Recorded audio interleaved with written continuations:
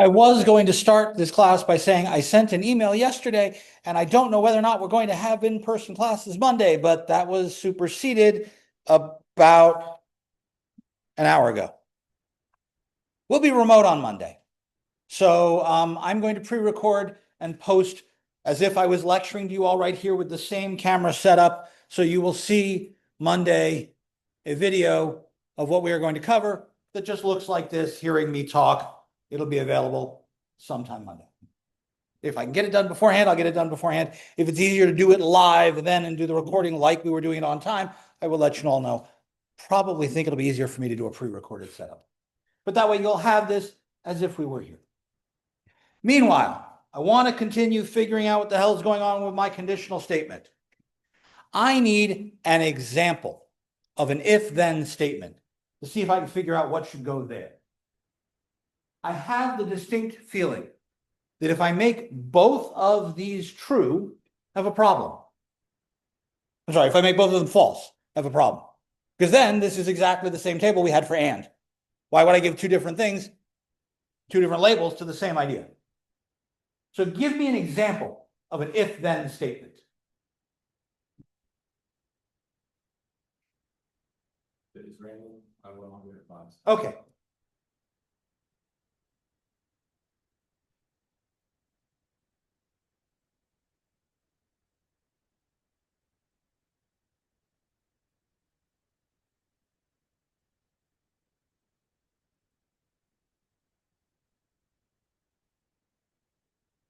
Are antecedent and consequent? It is raining is either true or false. I won't go to class is either true or false.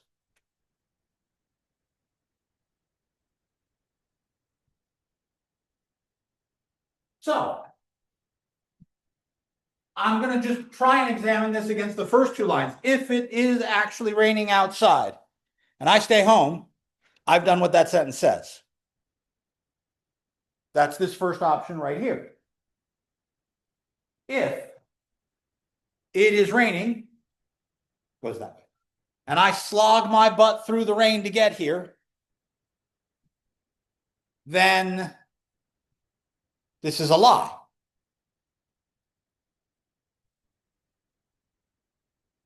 It isn't raining. If we are in this position and P is false, is this statement telling the truth or is it lying?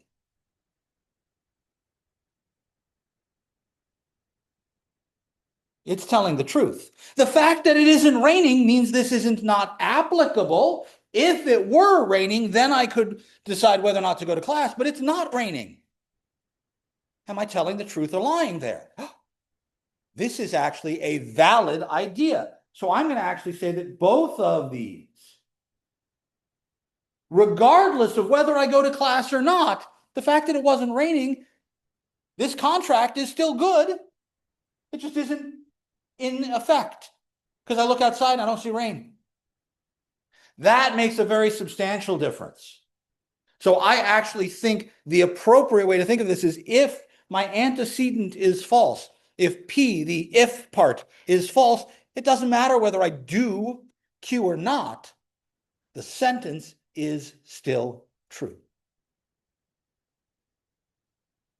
This blows a lot of people up. Someone once gave me the visual image of a playground slide. I want you to picture a playground slide, okay? You've got a ladder, you climb up, and then you slide down, right? So, if you go up the slide and slide down, the slide is working fine, yes? If you go up the slide and you can't slide down, the slide is broken. But if you never go up the slide, is it working or not? Slide's perfectly fine. Whether I can go down or not, I never went up. The slide is fine. That's sneaky. Okay. If you study, then you will pass the exam.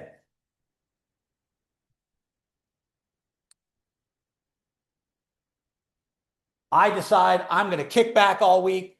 I got this in the bag. Whether I pass or fail is the sentence, if you study, then you will pass the exam, true. If I blew off studying, whether I pass or fail, I didn't change that sentence.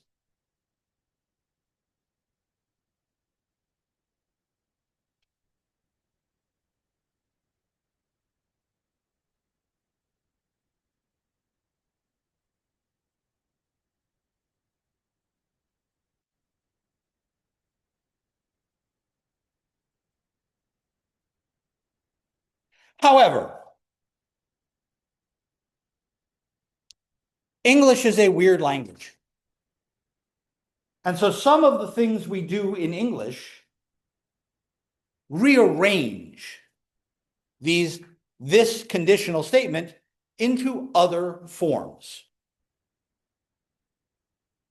So this original statement we are looking at right here, this conditional,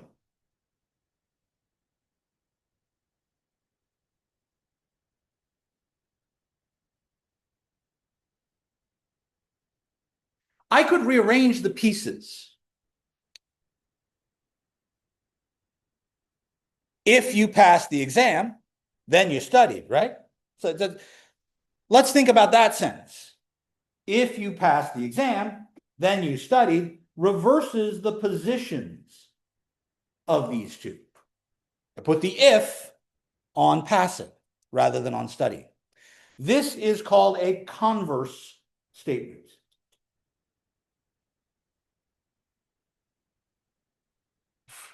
In English, you'll often hear the word, well, conversely, that's what they're doing. They're reversing the if and the then clause. If you don't study, then you won't pass the exam. Another kind of similar statement. If you don't study, then you don't, that's a Q on the end, pass the exam. I've negated both my pieces. We're going to call this the inverse statement. So I have reordering, a converse. I have negating, an inverse. I could do both.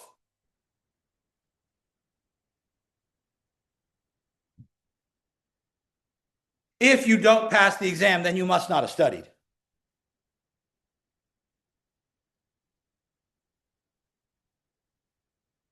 For some reason, this is called the contrapositive statement or the contraposition.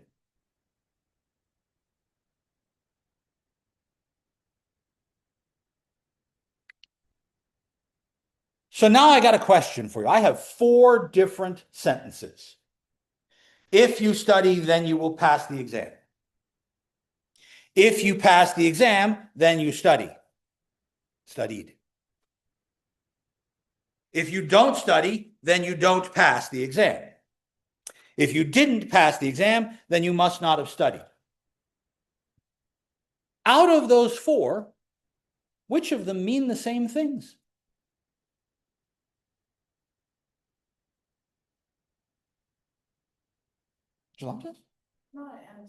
Okay. Contrapositive or contraposition?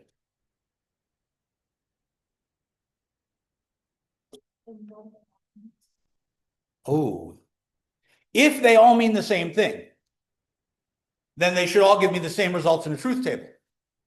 Yes? I want them to be true at the same times and false at the same times. So let's actually see if we can figure that out. I'm going to keep all 4 of those up there at the moment. P, Q, I'm going to get 4 rows.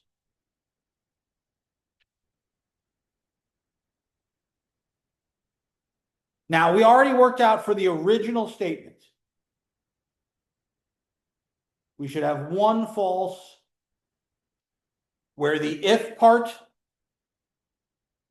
is true and the then part is false.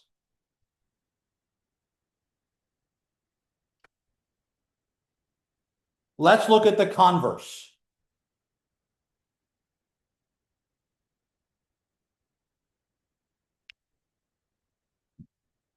Now, I think it's easier to think of what's going on here by thinking the arrow is going backwards now, right? So if t, then t, what result should that give me? So this first row should be true. But look at the second row. If f, then t. That's a true statement. These are not the same. This one goes if t, then f. What goes here? Aha. This one goes from f to f. Holy crap, they don't mean the same thing. A statement and its converse are not logically the same thing. They're not equivalent to one another.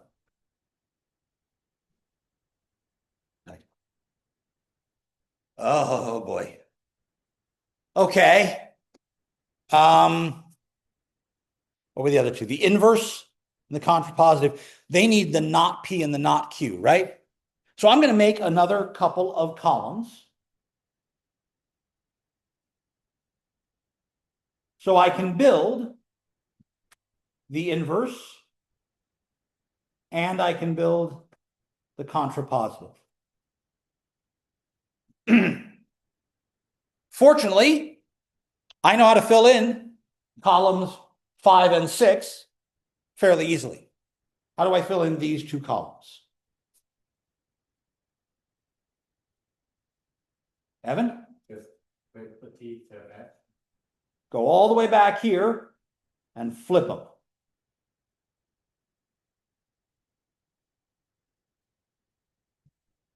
And now I can ignore those. I can even ignore this for the moment. And I can just think of the way the arrow operates, which is why I left the original up. So I remember how the arrow operates. The arrow only provides me a false when I go from T to F. So in this column, that only happens here in the third row.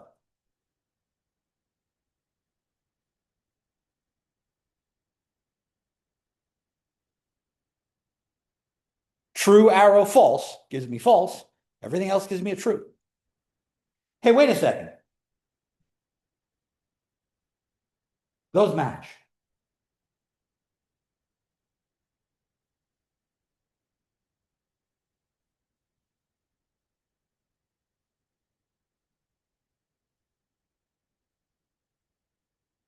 In terms of the example I gave, if you study, then you will pass the exam. The converse says, if you pass the exam, then you study. The inverse says, if you don't study, you won't pass the exam. Those mean the same thing. What's the fill-in for this last column?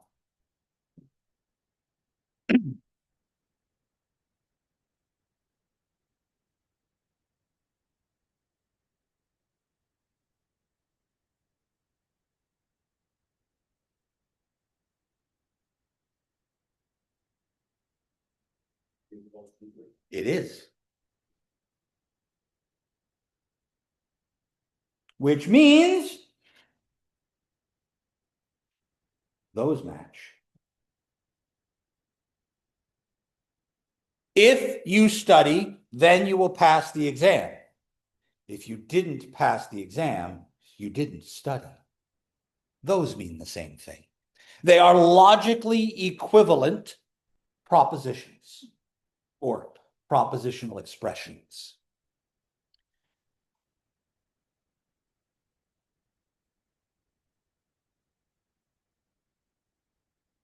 Questions? This does take some getting used to, but it is also foundational in arguments, in writing good arguments or speaking good arguments. This is commonly taught in rhetoric and oratory classes. And if you take the philosophy course, logic and argument, we'll go over this stuff again. Questions? Yes, sir. So if we have two pulses, does it always end up being true? In the conditional discussions, yes. Because if I think about the arrow going from this left F to the right F, well, then the beginning part, the if, was false, so that's a true. And if I'm going this way, the beginning part's a false, so that's a true.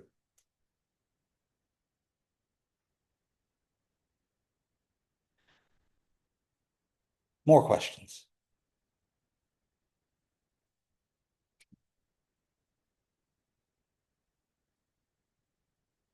All right. There's one other basic operation I want to use, and it's built from this. It's called a biconditional. Wait a minute. Biconditional. What do you think that should be?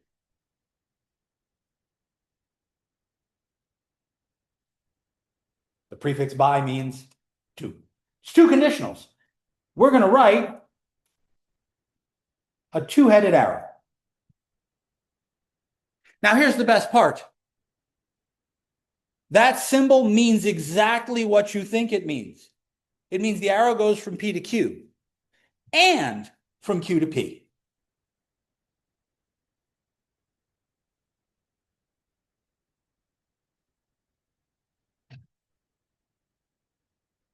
So here's a definition in terms of symbols for how we could write this. I could write P two-headed arrow, or I could write P arrow Q and Q arrow P.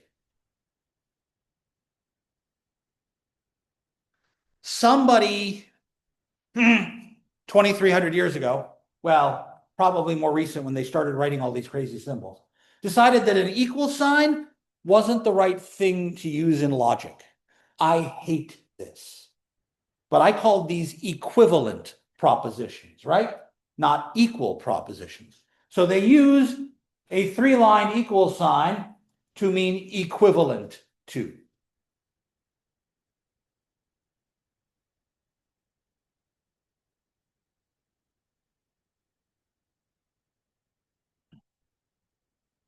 Technically, the name for that symbol is the equivalence sign, not the equal sign.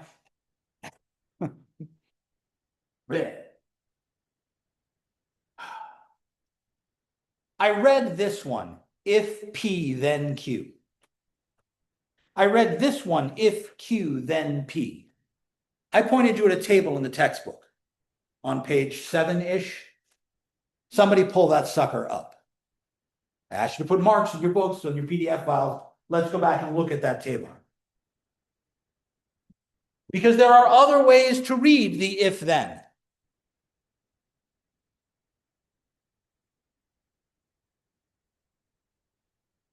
Here we go.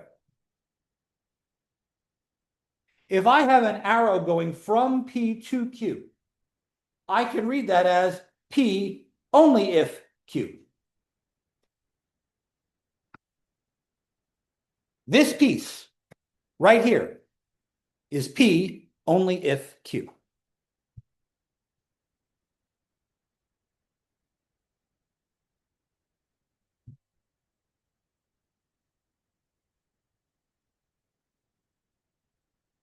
On the other hand, if I have an arrow going from P to Q, I can read it as Q if P, right? If P, Q, so Q if P.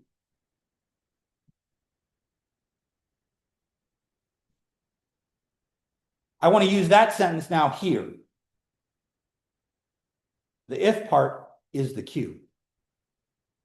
So I'm going to read this sentence as P if Q.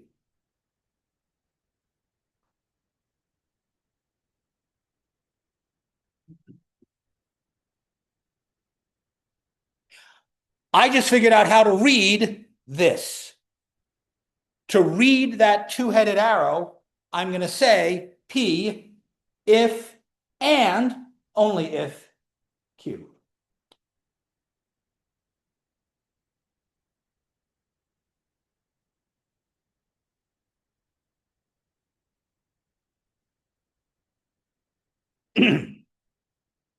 People working in formal logic use this phrase so much they abbreviate it.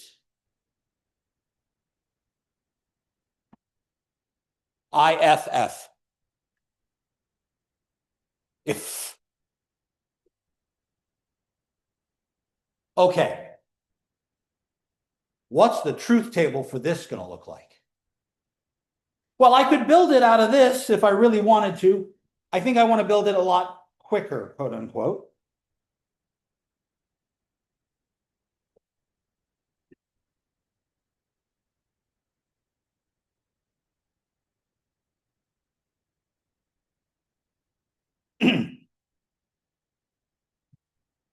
Okay.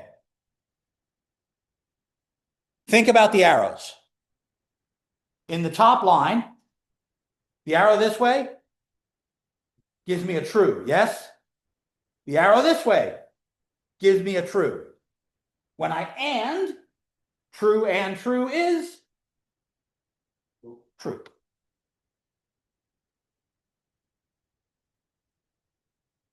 Second line. What does this arrow give me? The arrow that goes this way on the second line. That gives me a false. If I do an and one of the things is false, then the whole thing is false.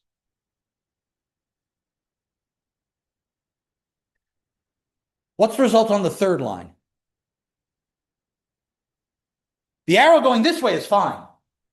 But the arrow going this way? T arrow F. That's broken. That's false. What's the bottom line give me?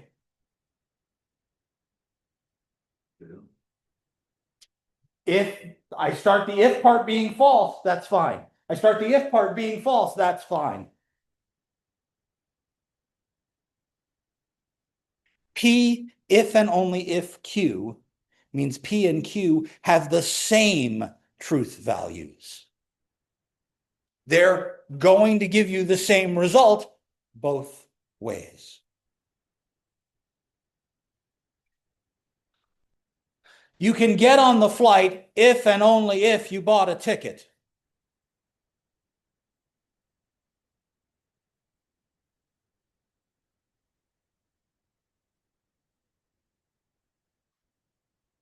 It might be worthwhile, for you to actually build this side. Make a truth table, make this piece, and then and them together. You get 3 more columns instead of just 1 column, but you could then see the last column here and the last column from doing this will be the same. And that match, just like we saw up here, means that those are equivalent. We're going to do a lot of that moving forward. We're going to take large, complicated expressions and figure out their truth values, and then see if we can simplify them in some fashion and make them smaller.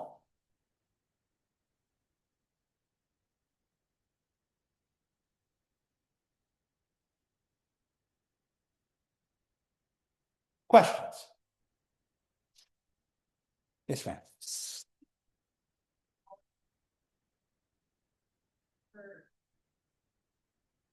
That's not always true.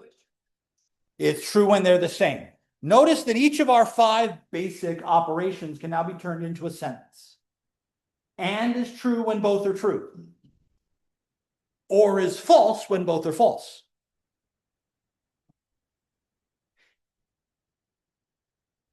Exclusive or is true when one, only one, is true. Conditional is false. True arrow false. That's it. Biconditional is true when they're the same. Technically, I should include negation in that. Negation, flip them. All of my operations are a one sentence. I don't have to memorize truth tables if I remember sentences instead. I like that.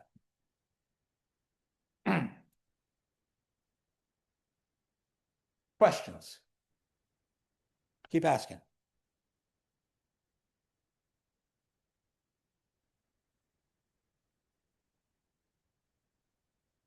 I did something up here. It was kind of deliberate. P arrow Q and Q arrow P, I put them in parentheses. I should have some order of operations. If I want to do all 6 of these different operations together, I want to understand when I need to use parentheses, when I don't, what goes where. So we talk about an order of operations or an order of precedence.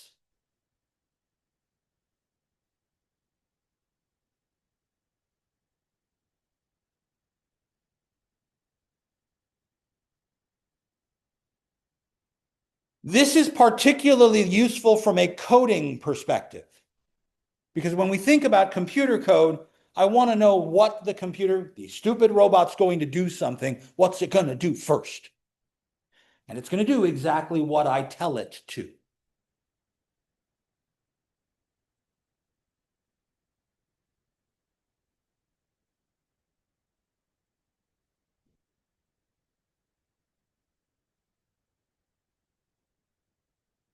In a very much of a similar sense as algebra occurs, I think of negation, a minus sign, as happening first.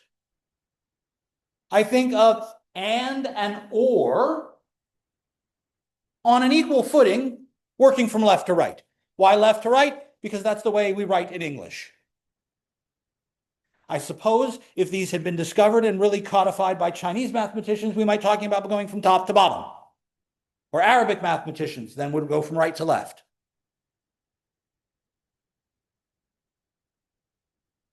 I will also include XOR in there as well. I don't use it as much, but it should be in that same place.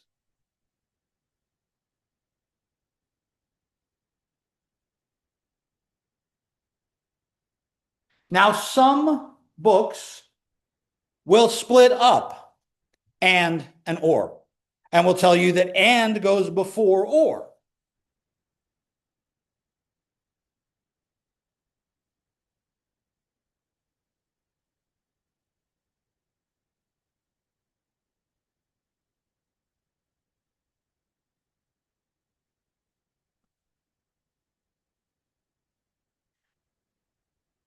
If I want to then be explicit, think about this expression.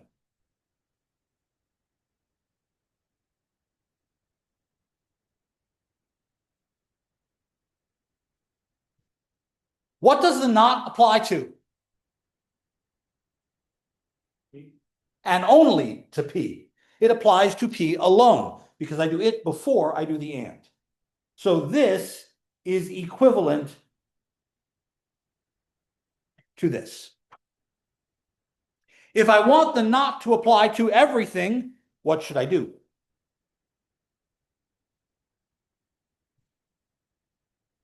Put it like outside the parentheses. Aha.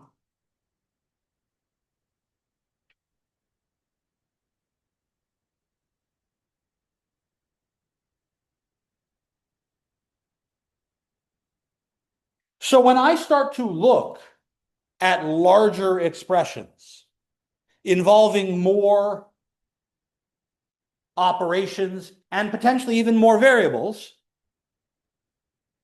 I'm going to need to keep this sort of ordering in place so I can figure out what's going on. An example.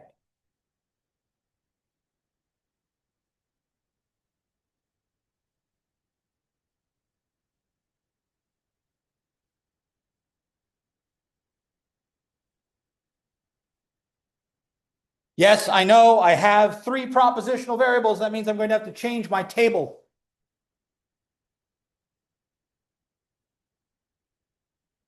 So before I go any further in trying to figure out what the hell is going on here. How many options should I have for P and Q and R as trues and false settings?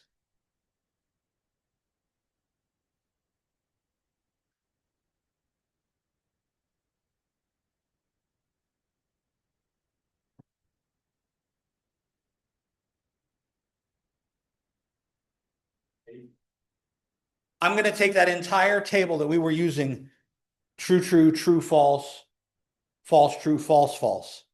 And I'm going to put it where R is true and where R is false. I'm going to make 2 copies. I'll have 8 total. The person that I am says I still want to work right to left rather than left to right. So normally when I write these, I said this the other day, I'm going to take the rightmost column and it's going to flip every row. 1, 2, 3, 4, 5, 6, 7, 8. Alternating all the way down. The next column to the left is going to go by 2s. I double the number of rows for each letter, right? T, T, T, I'm sorry, F, F, P, T, F, F. Look. True, true, true, false, false, true, false, false. True, true, true, false, false, true, false, false. That's the same table we had, just repeated twice, right? So now in the next row, instead of skipping by 2s, go by 4s.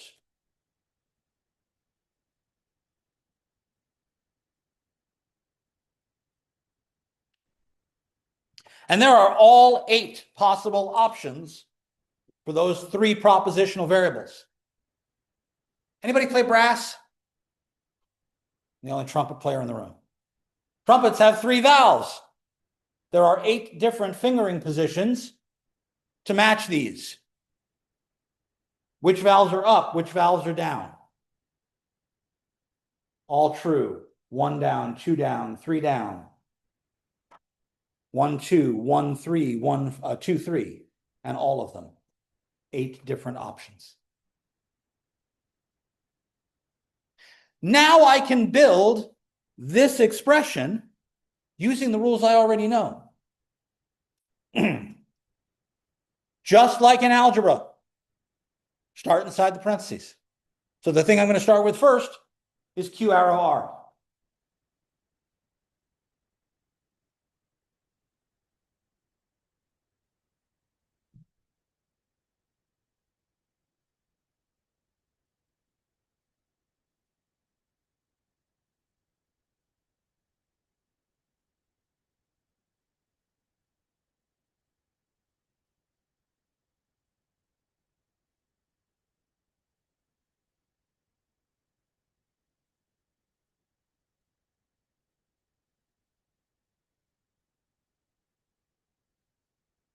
I need 8 answers.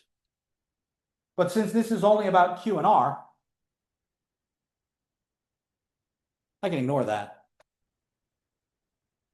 Where's the F? Where's the T?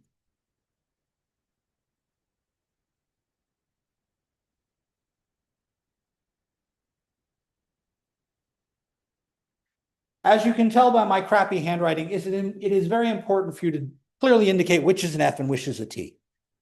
If I see something that looks like this, it's wrong no matter what it is. So be careful. In what rows do I have an F?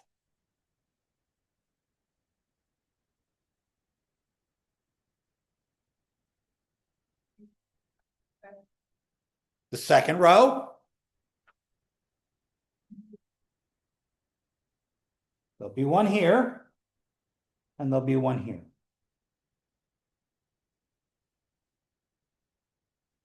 Row 2 and row 6.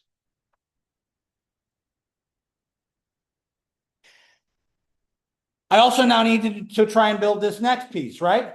So now I need to do the negation of P. Then I can do if that. So I'm going to do this operation first because it's inside the parentheses. I'm going to do this because this takes precedence over this arrow.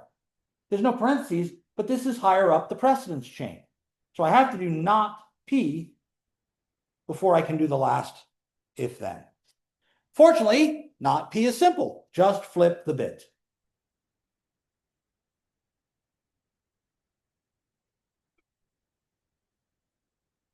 Now here is where you get to be able to express to me your level of comfort. My last setup is an arrow. If this part, then this part. Yes? That arrow is going this way. A lot of people really don't like that. And so we'll copy this column over so it is on the right side so that they can do the arrow always going this way. I don't care. That's up to you. So now,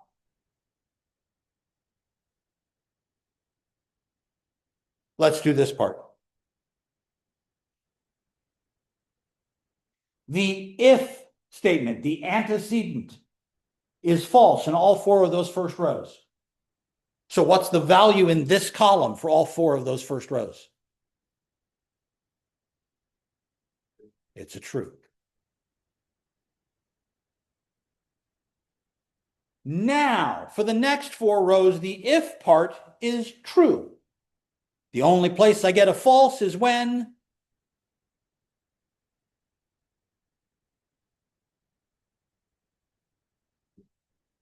the then part is false. So T arrow F is the only thing that's going to be false. So I say, oh, T arrow T, that's good. T arrow F, that's the bad one. T arrow T, that's good. T arrow T, that's good. But I drew those arrows from right to left, and that makes some people unhappy.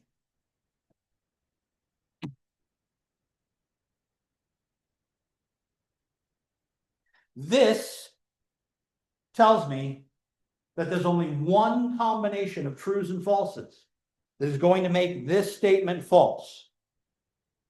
Everything else works all the way through. Questions?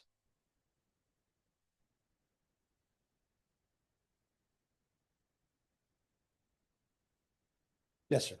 Like, you know how you said the P was now it's actually 4 switches? Yes.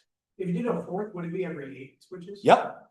And I would have 16 lines. And if I had 5 variables, I'd have 32 lines. These get really, really ugly as the number of variables gets bigger and bigger and bigger. It would be nice if we could find nicer ways to do this. And this is why reducing and simplifying is going to be a big part of this. Yeah, I'm going to double the number of rows every time I add another variable. I'm going to double the number of rows.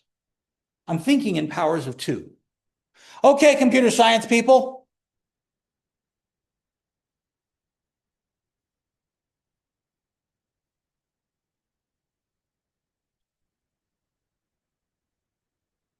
If I write wherever I have a T a 1, and wherever I have an F a 0, I've turned all of these collections of trues and falses into binary.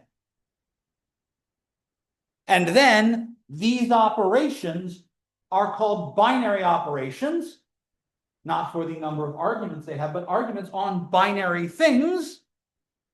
And we can call those bitwise operations. So I'm adding or multiplying bits. A guy by the name of George Boole came up with this in the first place, developed the algebra of bits, and this is now known as Boolean algebra.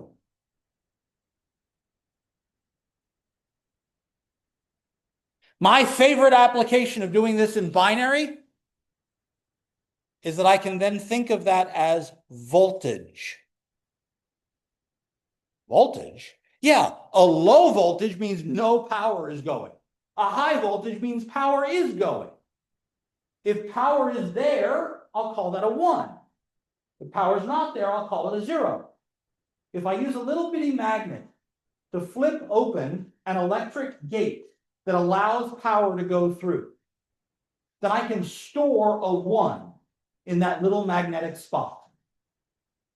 If I leave the gate closed and no electricity goes through, then I've stored a 0. Ladies and gentlemen, I give you computer memory. The stored patterns of 1s and 0s is exactly a stored truth table. designing circuitry is based on when do I allow the electricity to go through and when do I not? And really, that's the next question.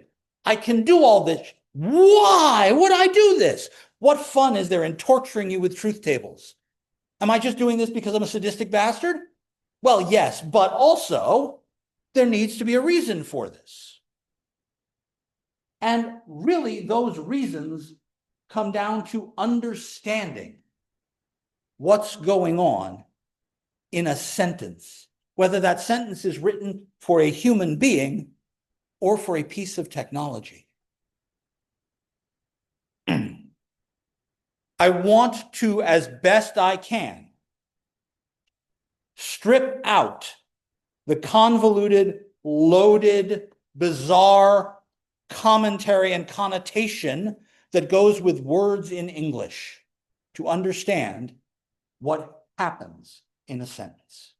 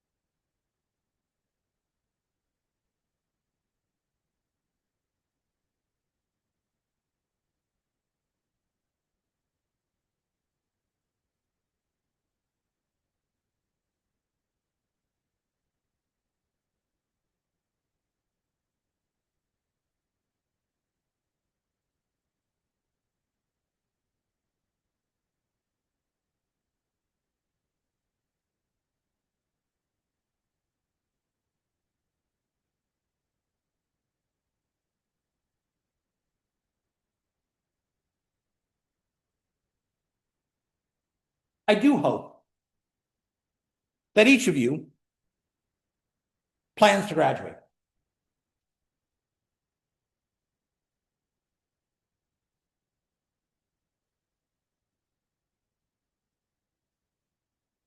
This is word for word a problem out of the textbook. In chapter 1, section 2, this is problem number 3.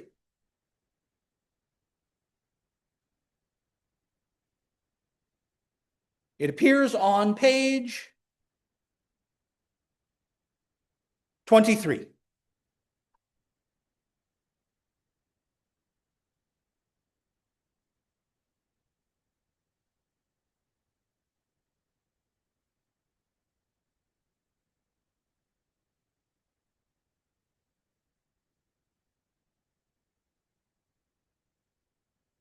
The university's systems, the computer in the registrar's office, the computer in the library, the computer in the budget's office, they can all keep track of some of these things. So I am going to give you a set of propositional variables. I am going to use the variable G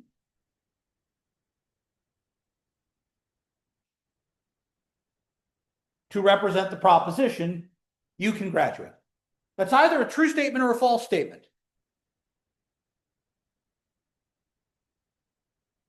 M, you owe money to the school. Again, the budget office will tell me yes or no. B, you have an overdue library book. Major requirements are you have completed the requirements of your major.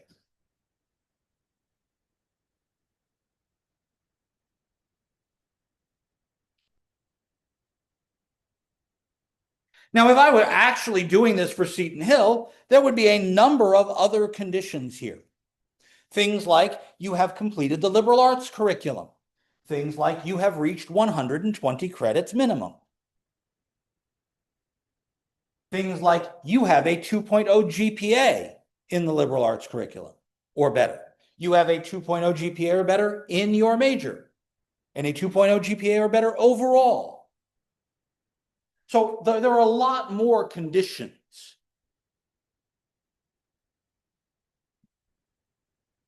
But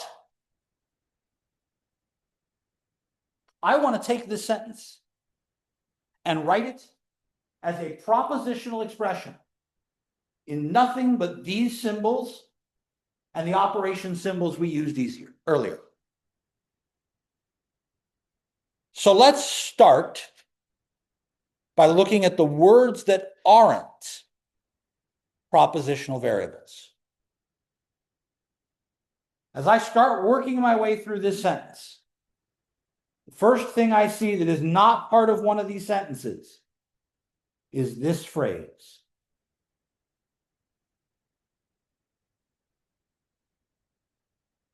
What's the next thing that's not part of one of these sentences?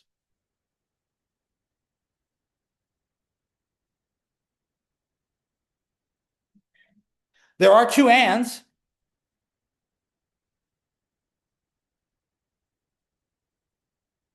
But there's something else hiding from me. It's very subtle, but it's in there. Don't.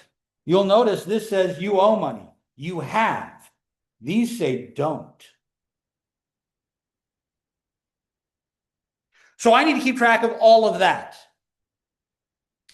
Now, I see the phrase only if.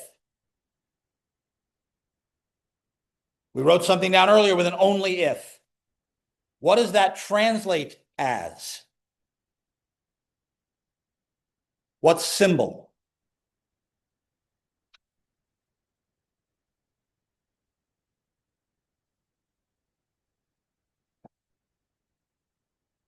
Let's take a look.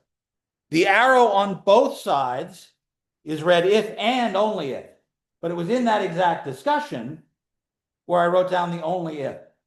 The only if is P only if Q. Antecedent only if consequent. So when I see the only if here, that tells me the stuff to the left of the only if. That's the P part. And everything to the right is the after, the consequent. So that tells me that this sentence is going to translate as this arrow, all the rest of this junk. So I now know to start. You can graduate only if. Now I just have to figure out what goes there. Why did I know to put a set of parentheses there?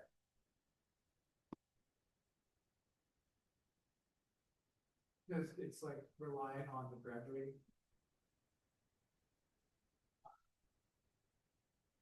Reliant on. If, like, you only graduate if that happens. But look at that, look at the direction the arrow is going. The arrow is going, if I can graduate, then all of these things.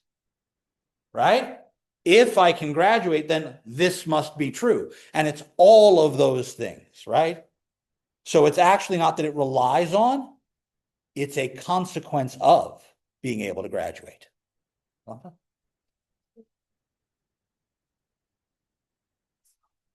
Well, in some cases, I'm going to have some knots floating around in there, right?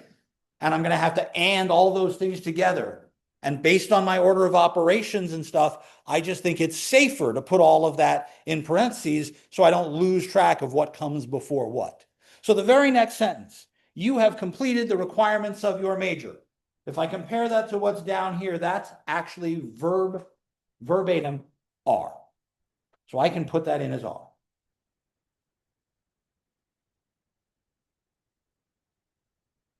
And. Are and. Are and what? Are and money. But it's are and not this statement. This statement says I do owe money. This statement says I don't owe money.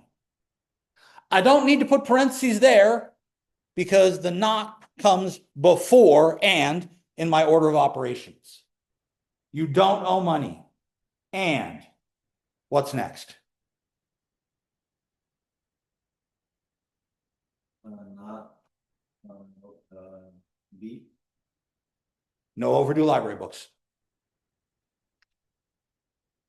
If you have a coding language that works in logical expressions, you can type that in, query the database, and get a true or a false. You know, a logical expression language for databases, like SQL. Useless crap. I'm never going to see it every bloody day. This is the start of section 1.2, and that means we've finished 1.1 as of today. That means 2 class periods from now, the assignment from 1.1 is due. If you check the assignments tab on our Canvas page, it should show that date as Wednesday. If it shows it as anything else, let me know. Obviously, I won't see you all in person on Monday, so stay home, stay safe, and be out of the snow. Enjoy your weekend.